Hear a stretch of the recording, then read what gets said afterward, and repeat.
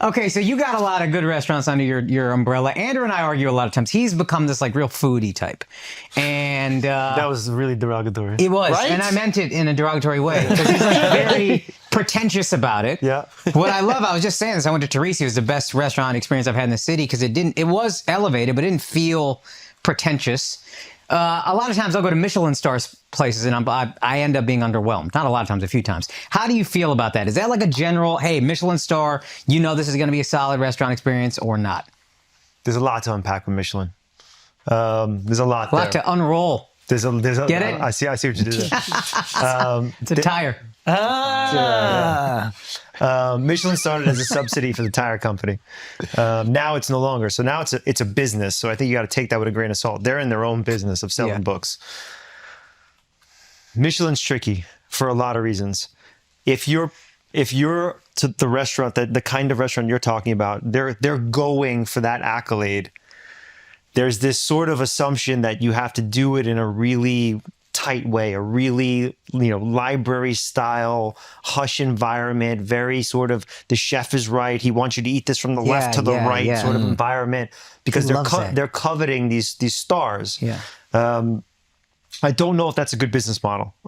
We are the opposite, right? Yes. I think that chefs, well-trained, high-level chefs fall in one of two categories, and we're firmly on one side than the other. There's two categories. Not that there's anything wrong with the two categories, but there's two firm categories. One category is the chef that spends all their training, all their work, their life's journey to make something that you've never had before. Mm-hmm. That's a very dangerous proposition. Yeah. But if you have whatever this thing is and you don't like it, the chef can at least fall back on the ego and say, you don't get it. Yeah. You didn't get what I was going for. This is the pretentiousness. Yeah, and that You didn't get it. infuriates me because it's like, no, I get what tastes good and what doesn't, dude. I get it. And I preach to my team and my chefs, we're on the other side of that. We are equally dangerous. We are trying to make for you the thing that you've had thousands of times Right. before. Mm-hmm. And I want to make one of the best ones you've ever had.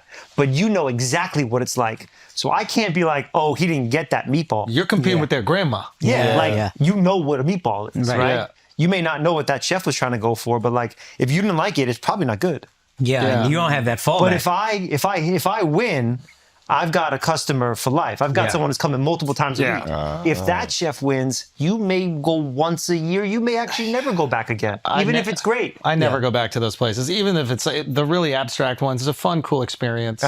But it's like I recently went to places called, it's a Chicago chef. He had throat cancer or something like that. Alinea just did a pop-up in Brooklyn. Yeah. And my wife and I went, and the food was great, and we got into a nice argument, which was uncomfortable for all the other people during our seating. That's fun, though. That's love. That's at a communal that's table. Real. Oh, Y'all no, honest. no. Not only at a communal table, you change tables like 4 or 5 times. So they had to deal with that fight 4 or 5 times, and it was new people sitting next to us every different time. So you would get a little piece of this. No, not letting this go. You think just because you put the dessert all over the table, I'm gonna let the fucking fight go? For the record, everyone in the restaurant loves that. Okay, going to dinner with my wife, seeing a couple arguing, I'm like, yes. Oh, it's theater. It's just fun to listen. You're like at dinner and a show, bro. That's it the was. best. I mean, because at the end of the dessert, they like it's all deconstructed or whatever, and they're like, and that's 3 Michelin star. I mean, that's the infuriates me. highest award. At one point, he was the highest rated American restaurant we had. I literally pay you to construct the food. I know. I never paid anybody to take some shit apart from me. I can do that. Believe me, I can do that. I can take apart a lasagna. Yeah. But I will say the food was good, but you would hate it. You definitely would hate it. It's important that they exist. It's important that they exist. It's just not my model. I'm in a business. We're at the corner of art and commerce. Like I'm in a business model, right? Yeah. Like there's nothing wrong with preaching the art and teaching the art of business. Yeah. That is also a craft, and we need to keep the lights on, and we need to keep people paid. Yeah. Do you know how much money? Sorry, you know how much money your wait staff makes? I mean, depending on the restaurant, a substantial amount. Like, what does a waiter at Carbone in Miami make? Like on average?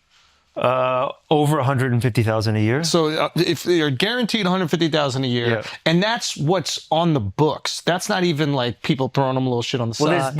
But there's very little cash these days. Everything's cards. That's- No one carries cash anymore. No one. So I always wondered, like, does some of your staff that was in like cash tip positions get upset about that? Like the people that are doing valet, these like, how do they manage that? Their whole life was cash tips. I guess valet is still. I'm trying to think of when I carry cash at this point. I know. Valet is one of the few ones Yeah. that you still want to have that. Yeah. But the wait staff, it's all in credit cards, which is good because it actually used to be really dangerous because you have these restaurants have all this cash. At the end of the week, some employees got to take like comical bags of cash and might as well have a dollar sign on it to a bank. They're just waiting to get robbed. Because you were putting tons it of robberies. all in the bank. I Yeah, know. like all of it. 100%. Right to 11. Yeah, you weren't giving it to Ricky to face to go put under, under a mattress. He's on the somewhere. mattress. You gotta go to the mattresses. It's COVID. But yo, it is a crazy thing because like restaurants in the city, any like small mom and pop business in the city that dealt with cash was given like, if you want to be generous, 50% of it to the government, and that business completely changed now that everything goes digital. So you got to adjust to shit. Yep. Yeah, Like- for that same reason. Like Wait, when I wasn't go, Carbone only cash No, initially? never. Just with me? They would make me That was strictly your policy. It was me It's in their notes. because the card kept bouncing. Yeah. Because we didn't take that card you had. Oh yeah, what was Yeah, that? I think that was a Capital It One was a that had- diner's card. Uncle Rush card. he's like, I take gift cards. No, but when I go to like some of my favorite like bars or lounges, I bring cash just so I can tip with the cash because I know for that particular reason they appreciate that way more than if you just put all the tips on the credit card receipt.